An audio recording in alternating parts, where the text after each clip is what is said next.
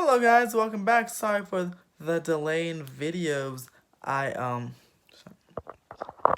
was away for my birthday in Vegas and I had a great time. But today, when I came back today, Christopher, aka Orange Grove 55 on Twitter and YouTube, shared a tweet with me that outside the ears, I think it's called, on Twitter, shared plans for the Spider-Man attraction in Paris, which presumably will be the same Spider-Man ride coming to the California Adventure. They both have the same facade. We're both getting a Marvel Land, and yeah. So that's what's presumably happening. Unfortunately, though, it looks like exactly like Midway Mania's blueprints with the back-to-back screens and just the way overall layout. Two Midway Mania attractions in one park is a little bit much for me. And so I'm hoping, and also with the theme, then they're in the Disney Parks blog post a long time ago. They said that the theme park universe, whatever, it will be like interconnected stories. But I thought I heard a rumor or in somewhere that it would also be unique rides as well. So that kind of gives me hope that we don't get the same Spider-Man ride Paris is getting. Hopefully, there'll at least be two different stories if we do. Hopefully, just because it's the same facade doesn't mean it's going to be the same ride or same story. So, I'm hoping that since Walt Disney Studios doesn't have, and I know they have Toy Story Land, but I don't think they don't have a Toy Story Midway Mania, it's fine if they get that system. But I'm hoping at least we get the swinging system. And also, hopefully not all screens, but it's also some physical sets. We can have the same facade as Paris and Spider-Man. Different, even the same story, or different, but we can have a different story and a different set pieces and screens. I don't think they have to be exact carbon copies, even though they probably will be, but I hope they are not. Because, I mean, really, like,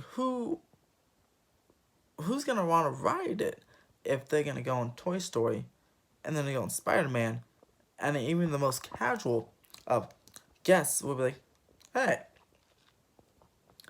that's Spider-Man thing. It's brand new, but it was kind of like Toy Story, which has been there for years, for what 12 years by now. Um, so I mean, if you want to wow and impress guests, and I definitely don't want to repeat ride systems. Also, if it's the same system as Toy Story, then odds are, if I were a guest, at least I wouldn't want to ride one of the two. So I ride Toy Story, I ride Spider Man. I definitely want to ride them both. Definitely wouldn't want to ride them both in the same day if they're the same thing. So I would. One of them will suffer some ridership because who wants to ride the same thing twice in a park with very has a lot of attractions, but a very little big family friendly attractions. Also, just a few thrill attractions as well. But in a park that needs more big e-ticket attractions, when you have not that many already, why put two of the same ones? You know. So I'm really hoping the swinging system comes along. I'm really hoping there's California Adventure has different blueprints, and or those blueprints that were linked, or maybe they were are real blueprints, but they're like old blueprints. You know, Disney changes their mind a lot, so maybe they're old blueprints. Who knows? I mean, probably not again. All hoping here. I don't know anything about those blueprints besides that they're linked. We'll probably find a lot more in August at the D23 Expo, but definitely want to. Hopefully, hopefully it'll be more impressive because the whole thing so far is not impressive. Guardians of the Galaxy Mr. Breakout is still my favorite ride. I love that ride. But it's a retheme of Tower of Terror. This one could be just a new ground up attraction of Toy Story Midway Mania. So, again, and I made a tweet about this. Bob Iger said something about Avengers and how it's going to be to the military families, and I replied saying, hey, can we get an Avenger-sized budget for Marvel Land? Even if it's in phases, could still be an Avengers-sized budget. I mean, you Star Wars Land or Galaxy's Edge is incredible. It has that Avengers, that Star Wars sized budget it should have. $1 billion. The rock work is really real. It's exceeding Cars Land. Everything's great. The demand is high. And even people who won't, even let's say people that don't care about the reservation system or don't know about it, a year down the line are walking, hey, wow, what is that? And they see these cool rocks and Star Warsy type thing. Like, wow, Star Wars Galaxy, that looks really cool. Let's go visit it. Someone could possibly hate the Star Wars movies, but love the land so much because it's so richly detailed, like Cars Land. I know some of my friends aren't even, you know, fans of the Cars movies or really don't care for them, but they love Cars Land. They will go ride Radiator Springs races every single time, or at least step into land, eat at flows, do something every single time. Because one, they have really good ice cream at the Cozy Corner Motel. That's my favorite ice cream in the entire resort.